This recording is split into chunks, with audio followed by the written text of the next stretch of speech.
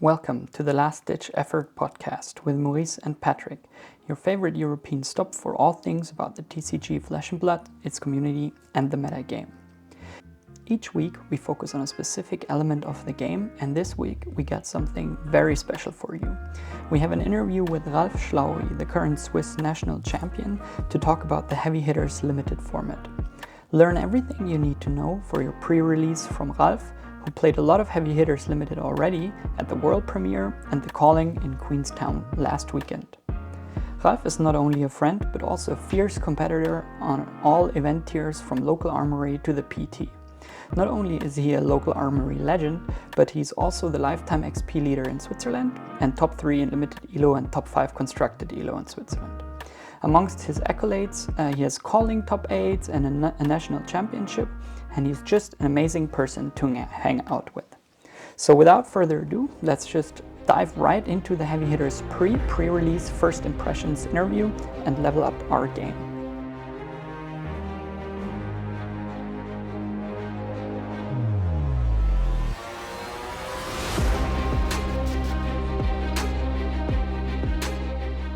Welcome back, everybody, to the LDF podcast. I'm joined here today by my co-host Patrick and our special guest, live from New Zealand, Ralf Schlaury. Ralf, you just played the calling in New Zealand. Is that correct? Yeah. Yeah. How did you do? Oh, amazing! Like the calling went really well for me. It was like 8 rounds of sealed at the first day. Full amazing victor pool. Yeah. So it was like the deck was doing the work for me. I played kind of bad, but 6-2 and went into day 2. Yeah. All right. Can you tell us a little bit more about how the calling, or like everything around it was? I only watched the stream and it just looked like absolutely amazing, like all the nature and stuff that they kept showing. How was the venue? The venue was like swimming pool where you just pay to get in, right? A fitness studio. The venue was like basically next to it. We could play basketball there as well and stuff. So it was like a hall. It was good. Had toilets. That's fine. The clean toilets. They made pizza and barbecue. Prices were very good, like to eat there. Well, we stayed at the camping, like 20 minutes walk away. So that was super nice.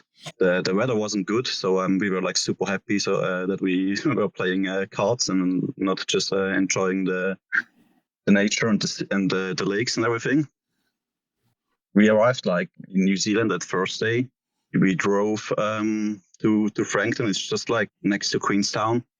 Yeah. So the calling wasn't actually like in Queenstown itself. It was just next to it in Frankton. Yeah, we drove there like on Thursday. We arrived, and in the afternoon we drove for 5 hours. Arrived at our camping like at 11, went to sleep, and then played the pre-release in the morning, and then the calling Saturday, Sunday. All right.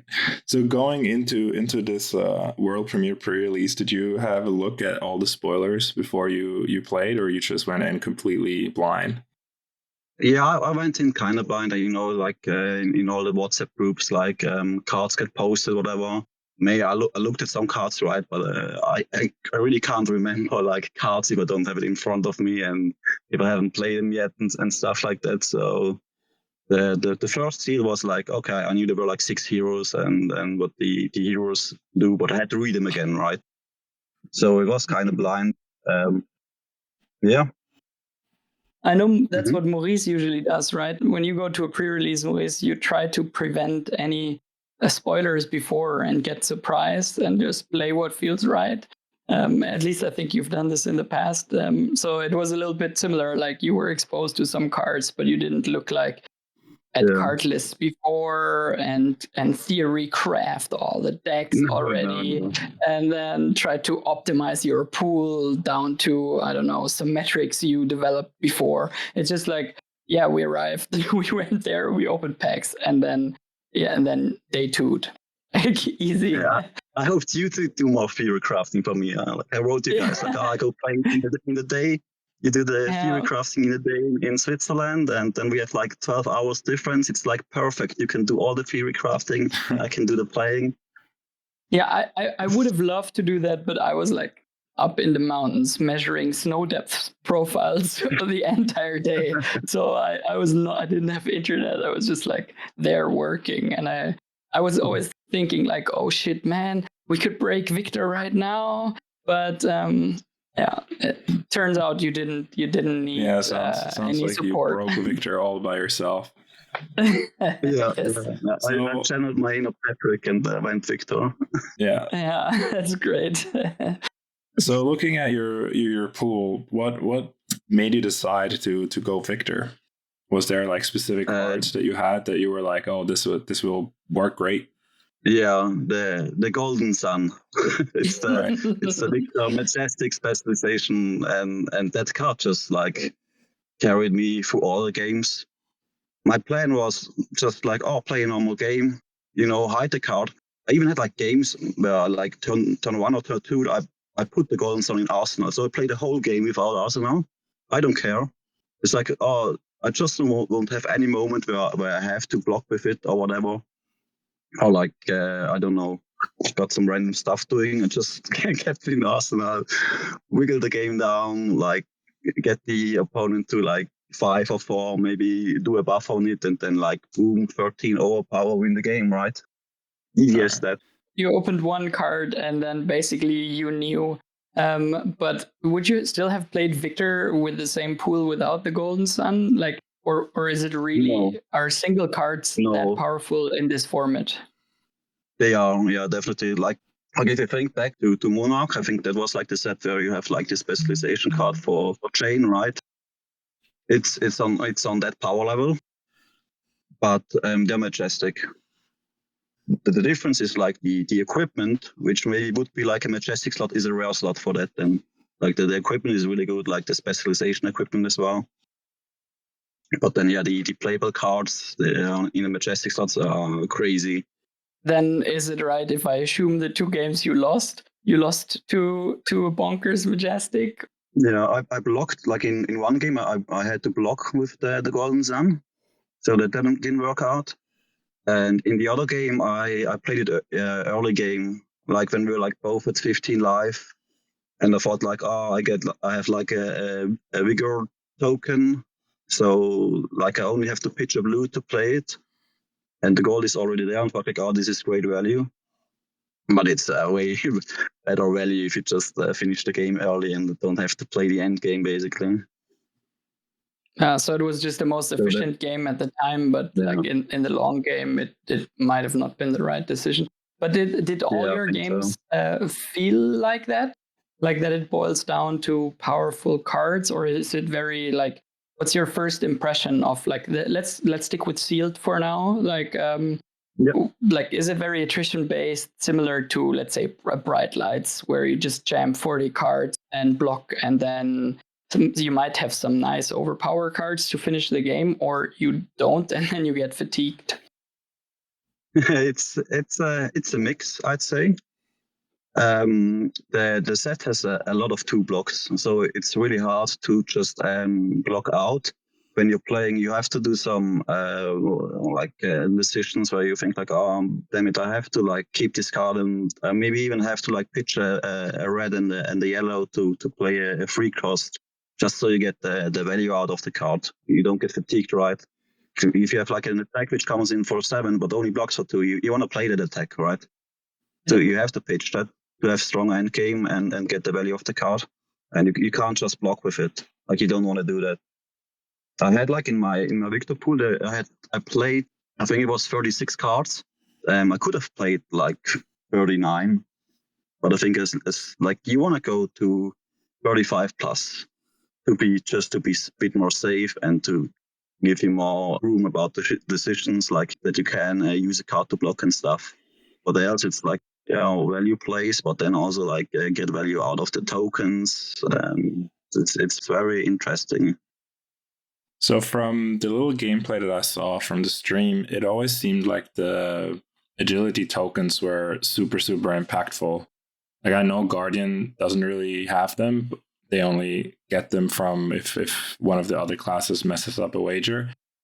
But how did it feel like playing against agility tokens? Did you think that, oh, if my opponent doesn't have an agility token, their turn is not going to be that powerful? Or did it feel like even without agility tokens, they could still do a lot of damage? Basically, exactly that. Like, if I thought, like, oh, if he has agility token, like, I was in my mind, it was always, okay, now I want to pressure him. Like, I want him to make him hard decisions to say, like, oh, no, he doesn't want to block that 7 damage or whatever. And he wants to attack, right? But then again, like, you could, like, I guess, yeah, there's some card that give you just like agility tokens, like per se, like you just get them from the card effect. But I think like Warrior has the most access to agility token, like with the attack reactions and stuff as well, which when you block with an attack action, they get an agility token again and stuff like that. It's I was really fortunate as well that I did have a lot of non-attack actions to block out. So even if the non-attack just blocked 2 for like a Centauri Saber, was like, oh, it's perfect, right? It just blocks a Saber, it doesn't buff it, and like half of the attack reactions don't have the extra trigger, which gives them another agility token. They really had to play around the attack reactions as well. And I think there's even like one attack reaction is like cost 2 and bust for 5, but you can only play it if you block with an attack. So you have to look out for this stuff. So just never block when you play against a warrior, and then you're on the safe side. It's like reprise, right? But just block with non-attacks if you can. Yeah, I think that's very good advice, and that's what I've seen on stream multiple times, that like people rather just not block, so they can't buff. And then, all right, good. If they still get like a lunging press, or I don't know, it's all right. But I actually love that lunging press is in the set. Just as a small note, we thought it might be Pummel, or Maurice thought so, but I like the lunging press reprint because it like, you can't play around it every single turn, but if you see it pitched early, you can track it and you can potentially play around then. And there are cards that care about having more power than their base power. Concuss comes to mind and things like this. When you were playing, how often did you think like, oh, I'm overblocking here just to not get blown out by a lunging press or by an attack reaction that forces an irrelevant on-hit through? Not much. Because it's still sealed. I mean, maybe he has a pull with a lot of attack reactions. You don't really know, right? I'd rather just play my own game and play as efficient as I can instead of overblocking. As soon as you start to overblock, you lose, because the game is so tight. It's like even in the pre-release, like every game I lost, it was like to 1 life or to 1 card and some life, and you can't really afford to overblock. Better finish before, like against Warrior in end game. You don't want to be there. You want to kill him before that. How important would you say the block cards were? Like, I know Guardian has access to a lot of them, and they seemed very, very good on stream. Did you play many of them, or did you just not open a few, or how did that impact your pool? Yeah, I was fortunate to have 2 block cards and 1 instant, which prevents 2 and then gives you a token. The block cards are amazing. Let's say for Victor, like if you have the generic block card that gives you a gold if you win the clash, it's like, oh, I blocked for 4, probably win the clash, get the gold, and get the card back, right, from the hero ability. How awesome is that? Crazy. And even the other one is like, I don't have an action point. I need to spend. I block for 4, and then I get a might token. Okay, I'll take that. So you think you can play Victor in sort of a very defensive strategy if you have some finishers to push damage through? Like, is that right to say, or did it feel like that? Like this very value-oriented, not super combo turn, but rather play the value game and win? Yeah, play the value game till the end game. And then if you don't play the value game, you play an overpower card. It's the same with like Betsy as well, I guess.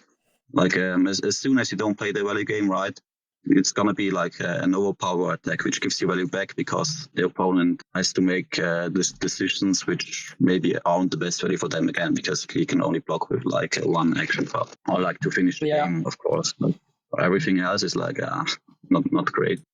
I mean, like I played Betsy as well, right? So if you do like the big pop, which is like an aura that gives +5 for the next turn, it's like, oh, you have to pitch a card. It's for basically 5 value, which isn't that great. And you didn't pressure him, but then he has like a 4 or a 5 card hand, but without an agility token.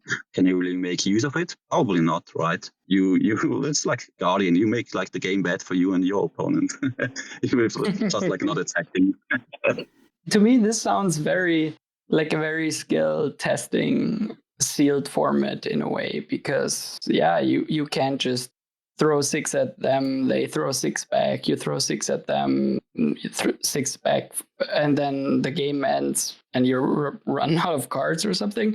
But I think these, at least also the games that I watched on stream, there were a couple of decisions every single turn that if one of the players made a different decision, the game would have probably went differently. So there are so many decisions to block on relevant on hits with these, like with the clash cards, and that I haven't really experienced before in Flesh and Blood.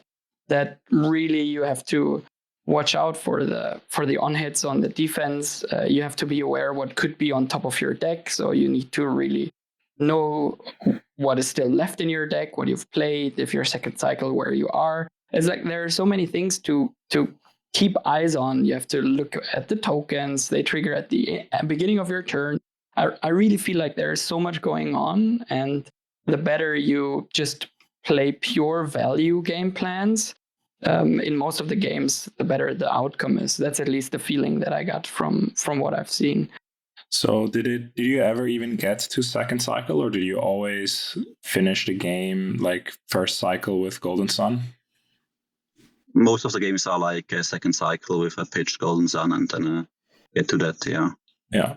Just say like the seal format is amazing, and like now it's like, oh, you don't go into the game and say like your plan is to fatigue, right? I played against like some pile Kasais, right? Which like 40 cards, just playing Warrior, because Warrior gets like access to the attack reactions, which block for free, and they're not an action, so you can play around overpower. They're basically like a better block card in that sense. They thought like, oh, they can play around like Guardians with overpower and just block them out, but I don't think you really can.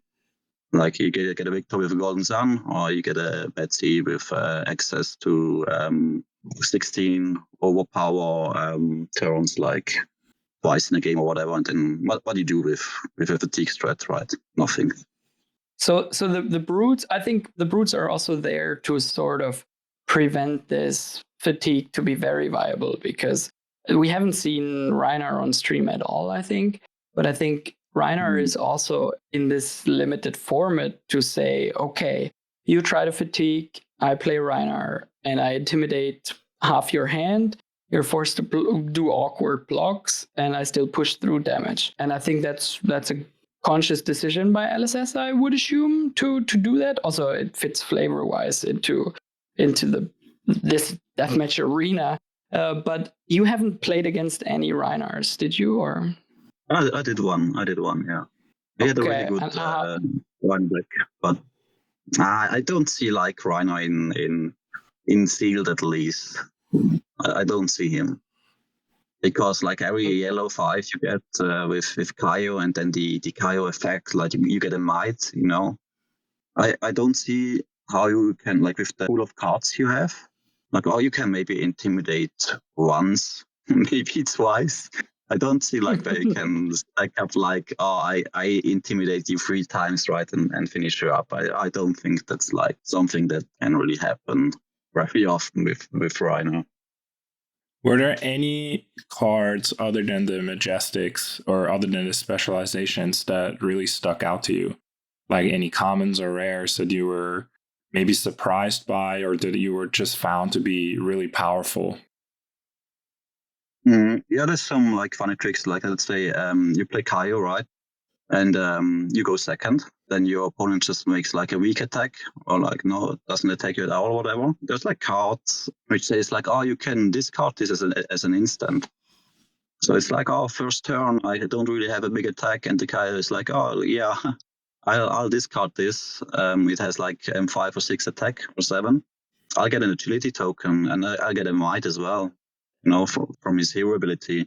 And then he goes second, and he starts with a might and agility, and you're like, ah. Yeah, but do you think this is like the set is new and the people are not aware of these cards type of situation, or do you think that this is like something that will happen often? Because now I know this, right? And I go to the pre-release and I sit there, it's sealed, I play against KO, and they choose to go second, and then I say, okay, pass priority. And then they have to make the decision if they want to create the thing. If they create the thing, I can probably attack and force through some damage. This is like this weird situation that we have sometimes with some matchups in CC. I mean, I'm a Kano player, right? And sometimes you go, they just say, oh, pass turn, because they don't want to get arcane damage. And then if you do things, then they still have their action point. And the other way around, it's the same thing. I think this is something to be aware of. These things come like if you play like 2 or 3 armories or whatever, and then it gets more and more, you figure out more and more tricks you can do. Yeah. Do you have the feeling that now that you know the set a little bit better, you might have like a little bit of an edge over someone who doesn't, who's never played it? Yeah, definitely. Okay. Go to your pre-release, right? Play warrior, get some attack reactions. I guess, like, I mean, who's gonna know like all the attack reactions, like what can happen and how much damage you can push through? Like, now I know, like, oh, if I block with an attack and they have like 2 resource floating in the card, they can like +5, right? I didn't know that in my first seal event. Yeah. So obviously you did really well in your sealed on day 1, and then you moved into day 2 going into draft. How did you feel the draft went for you? Or what did you draft to start with? I drafted KO, and it went really bad. Get 4 KOs at the table in the end. I was like, oh, okay, I pick a warrior root card. Pick one. And then I think the second was already like, oh, I'll just get this amazing root card, right? After pick 1, I knew there were other KOs because I only got like unplayables at the end of the pack. And I knew like the warrior was kind of open, but I drafted the like 3 or 4 brute only cards. It didn't came to my mind that I should just like look at the shitty last picks and just look at them, that I can play them in warrior, right? That would be the correct decision there already. I looked at my cards in the 1 minute window I get. But then it's also like, oh, what cards do I have? They're all still kind of new. Figure out what pitch structure I have in the deck and everything, what equipment I got. And then like pack 2, first card is again a good warrior boot pick. I was like, yeah, perfect. Let's do that. I was like, my mind was like open. So, hey, I can still switch to warrior. I probably should do it. Depends on pick 2, right?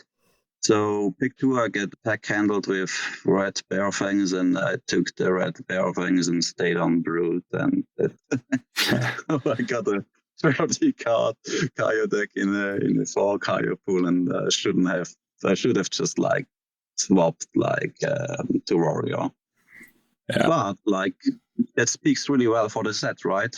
So I had like a plan, like to draft brute with a backup plan to go into warrior, and I just like did the wrong decision. But like the set is amazing that it lets you do stuff like that, like keeps you open for like not even just like what deck you want to build for the hero.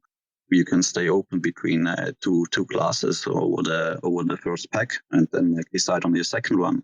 A limited format is very good when you can look back and you say, look, this is exactly where draft went bad or got derailed or whatever. And it's those decisions, right? After drafting the Bear Fangs, you could have still switched to the Warrior. And I think you're always the one praising staying open and not force decks and read signals. And I think it's if the limited format or the draft format is exactly like this, so you have to read signals, you have to look at picks, you have to look at what's still left in the pack, then that's a good sign that we're ahead of a fantastic limited season. Good thing about it is I had 30 playable cards in the end, just exactly 30. I had 4 equipment, 2 equipment that block 2. Like my first match was against another KO, and he had to put in a cracked bubble. So at least I won my KO mirror, which ended up my only win in the draft, because then I could just get fatigued by Warrior and then get fatigued by Guardian. Yeah, so I got like still place 23rd, which is at least some prize money. I can assure you that you were not the only person who had trouble reading signs in this like very first draft, I think, in the world, probably. Since on stream, they showed the top 8, like the first 8 after Swiss, their draft, and there were 4 Brutes and 4 Warriors, and nobody drafted Guardian. And in the first match, Haydendale played against the Vietnamese national champion, and he had 2 cracked bobbles in his decks. But he still ended up winning, so maybe it was correct to put the cracked bobble in the deck. Who knows? Yeah. So what I wanted to ask is, like you said, the fatigue thing is something to maybe watch out a little bit for in sealed, but you got fatigued twice during your draft. So is that something to be aware of, to see what are other people drafting at the table, and then asking, like at the start of the game, asking them how many cards they play. And then if you're a Warrior that plays a 40 card pile, maybe to switch to fatigue if you play a 30 card KO and you see a cracked bubble pitched early. Yeah, you do that. Definitely just go fatigue, whatever. Okay. Are the Brutes in general pretty easy to fatigue, do you find, since they have to like discard cards to really make their deck like run smoothly? It can be if their cards don't line up and stuff. It's more easy, but they can push a lot of damage with token generation and stuff. And also like the mean thing, right? Like if you play against Kaio and you clash with him, his cards, like even when clashing, they have +1 and stuff like that. So he has extra value as well from his hero ability. Oh. But the worst thing is like play with my 30 card Kaio deck and then play against Warrior, and every time I clash, the Warrior reveals like attack for 7. I will reveal a non-attack. Yeah, so a little unlucky there as well. How important did you feel the wager mechanic was? As in, like, do you always want to wager, or are there moments where you were predicting a block card or something that this decision is like, I won't wager here, even though I could maybe get a benefit from it? The wager mechanic, it's like okay, in what game state are you in, right? So let's say the opponent already has a agility token, right? So he basically wants to try to keep his hand.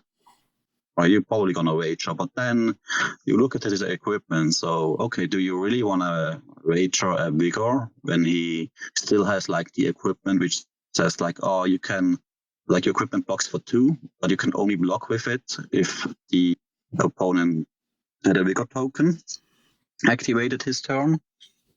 So there were like situations where it's like, oh, they have like equipment when I draw a card, it gets blocked too, or when I get to do a Vigor, and then it's like, oh, I just try not to do a Vigor the whole game and not draw a card the whole game, so he doesn't get its 2 extra free value in life from his equipment, right? Maybe you don't even want to wager to give him a token, but then you think like, oh, you have like you play against a Warrior and you have a attack that wagers Might, and you also have the equipment like which blocks for 2. If the opponent has a Might token, you could like try and trick him into like, oh, okay, I'll attack and wager Might. Hopefully you block all, so my equipment gets activated next turn, and I can you get value out of that, and then you had to block, and you got rid of some cards of this deck, and just like micro decisions like that, where you have to figure out do you want to wager or not, right?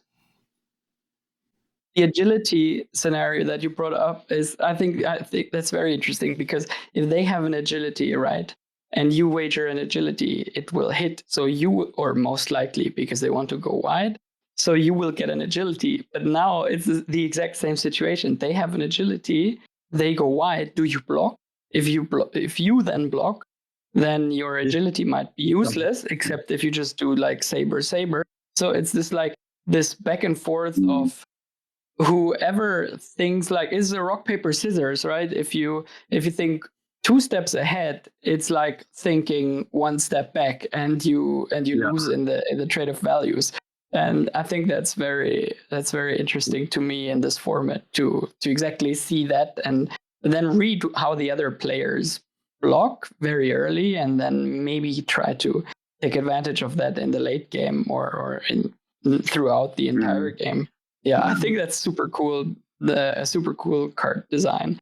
I have another question, like, how important are gold tokens, especially when you are facing these warriors that want gold, like Kasai?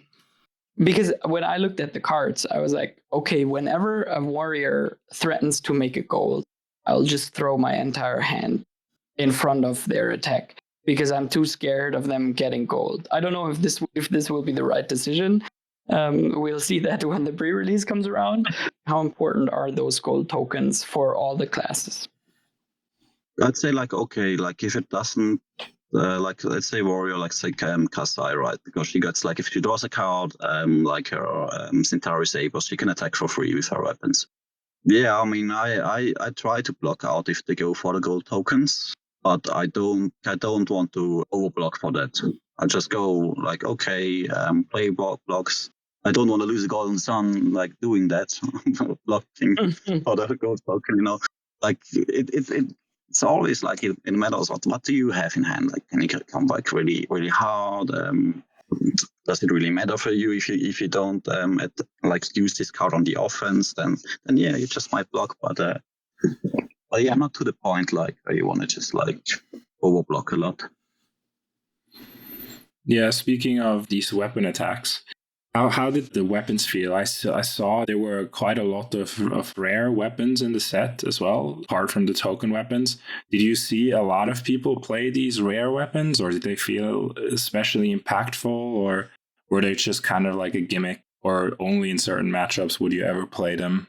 Yeah, so I had one which played like the rare X against me, which says like, if you attack, you draw a card and discard a card. And he played Kaio. I think that's the only one I fatigued because he had that X. So he should have just played Claws. I think there's like the hammer for Guardian, which is interesting. But I don't really about the rest. It's like... Yeah. So you didn't see a lot of people playing them? I didn't have one, and really my opponents didn't have like special weapons. No. I want to play Mill Victor at my pre-release. Yeah, Mill Victor, yeah. And we all do, right? We all want to play that. Coming back a little bit to the question of the gold tokens, as Victor, did you ever just crack those gold tokens to draw a card? Like, how impactful was the like raw ability of the gold tokens? I think I did once. It was a second cycle. I had a yellow in hand, and I knew there was a blue coming. Yeah. So I activated my gold token, got the blue attack with the hammer. Hell yeah, value. Let's go. 2 cost hammer attack. Let's go. I had to keep 1 gold token, right, to play the Golden Sun. It never came up, but I think like one thing you could do is like, you have 1 blue, and there's another blue coming. And you have 2 gold tokens. You could like pitch for the gold token, draw the other blue, pay with the blue for Golden Sun, so you get to 4 resources if you like want to do efficient, like just basically 1 card for 10 overpower. Yeah, that sounds like a very back to the roots, value plays, and knowing what's still in your deck and knowing your second cycle well. And I think this is hopefully something more people will develop during the limited season. Pitching cards is part of Flesh and Blood, so we should really emphasize this a bit more, that it matters. You mentioned earlier, pitching a red is often the right thing early on, because you want those power cards back second cycle and you don't want to use them for blocks. But I feel like it can become problematic when you're like, you want to play all your cards because all their value, their attack value is way higher than their block value. But then you never block, and then it's just a simple race. That's what I'm a little bit scared of. Looking back at Bright Lights, like Red Firewall, I loved this card so much. It was like a pack one, pick one when I had it. How important do you think are cards like Reinforce the Line and the red 4 blocks and things like this that really give you this potentially defensive edge over your opponents? Yeah, go for them. Like at least the block cards. I don't know about the Reinforce the Line, because it only works on attacks, right? But at least my friend was always to, like I said, block with non-attack action cards. I had once, like last game I played in the weekend, I had like a Reinforce the Line in Arsenal against the Warrior, but I didn't want to give him the attack on the block and stuff, so it just stuck there. But the block cards, just go for them. They're really good. Don't tell the people. I want to be having them in my decks at the pre-release. We just have to release the podcast after the pre-release is over, I guess. Yeah, let's gatekeep all the information. A lot of people are kind of like talking about how this really feels like back to basics Flesh and Blood, and how it's sort of Welcome to Wraith 2.0. Would you agree with that statement, and would you think that this is a good format or a good set to start playing Flesh and Blood in if you haven't touched the game before at all? So I think WTR is more basic. This one has a lot of more plays with the tokens, but it's definitely a really good set to start with, because there's like no arcane damage shenanigans and stuff like that. I told like Brian Gottlieb at the venue, I told him like, hey, I think like this set is like my first impression from this set is like it's the best set ever, like at least for the limited format. Oh, that's a very high praise. Best set ever. Best set ever. What was your favorite set before this? Oh, my favorite set? Hard to say. Don't say Tales of Aria, because it had Briar in there. It has to be like a limited set that you enjoyed, the limited format. Yeah, no, let's go with, I think Outsiders was a lot of fun, but I wasn't like really good in it, and I think I didn't play any like big tournaments with Outsiders. So I like Bright Lights from like the draft perspective. I thought like Bright Lights was really fun and crazy skillful to play in draft. Yeah, I'm in the same boat. For me personally, I think Bright Lights is the best limited format that I have ever played. Looking back at like Magic the Gathering and the sets that I played before, I mean, I never drafted Welcome to Wraith, so I never experienced that, but I enjoyed Bright Lights too. But let's stay with heavy hitters for a few more minutes. So we talked a little bit about the sealed format, a little bit about the draft format. What hero will you be playing coming the next CC meta game and format? Are you switching to any of the new heroes? Will we all be Victor Gold mains in 2 weeks, or what are you looking forward to play? Well, I think we just all be Victors, and maybe like we do like a Lannister clan, right? He looks like a Lannister. So you are going to play Victor for real, or are you just like memeing? I already have like some guy gave me a deck list already. No way. All right. I hope it does not have any AB in there, because I know what I'll be playing next season. Like if it didn't lose like all the cards like from the venue, I have like 3 Golden Suns already. Oh, so you lost your cards at the venue? Yeah, sad. like all the promos, everything basically. Oh, We had them in shit. a sleeve pack, and we can't find it anymore.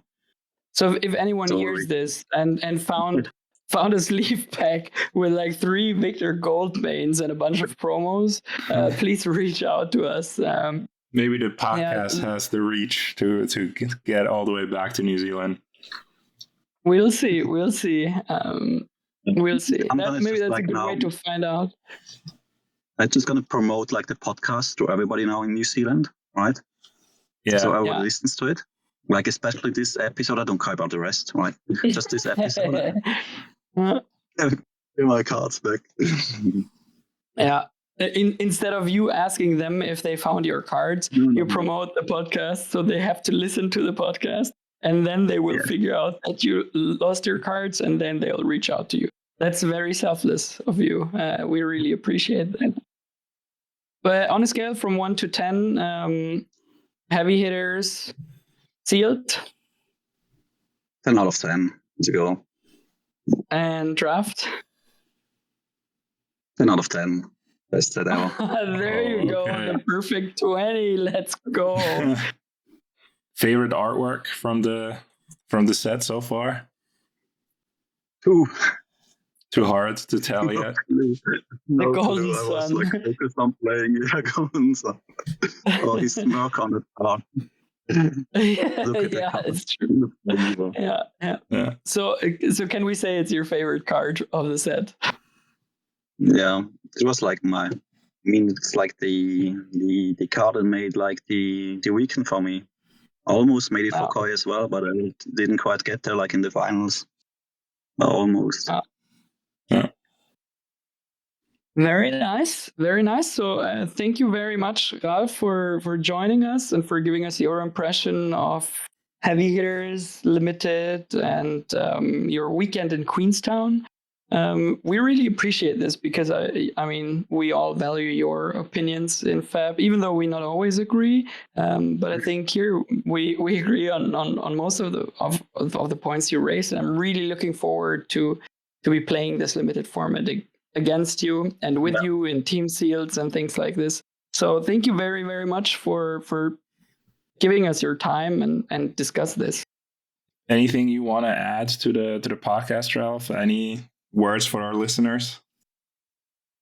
Yeah, like I guess good set to start. Also really fun to play, and just like the clashing, the interaction. Like it's like all mini games, right? It gives a lot of space to have fun, trash talk, and just enjoy the game and playing. And now I just want to say, like to New Zealand guys, like see you in calling. You mean the C star LLING? Yeah. Yeah, we are not invited. No. You got in mind. It's like it's in the middle of nowhere. Nobody goes there. Like, but we are going. They're going. That's great. Awesome. Cool. Thanks a lot. Yeah. Thanks for the talk. It was a lot of fun joining you guys. Yeah. And see you in Switzerland again. And enjoy the rest of your trip. Thank you very much for tuning in this week with the Last Ditch Effort pod.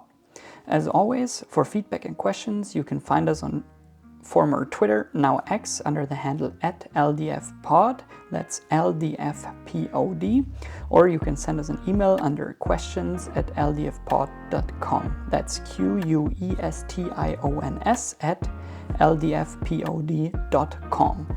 We're looking forward to hearing from all of you and hope you tune in again in 2 weeks when it's time to go again with the Last Ditch Effort podcast.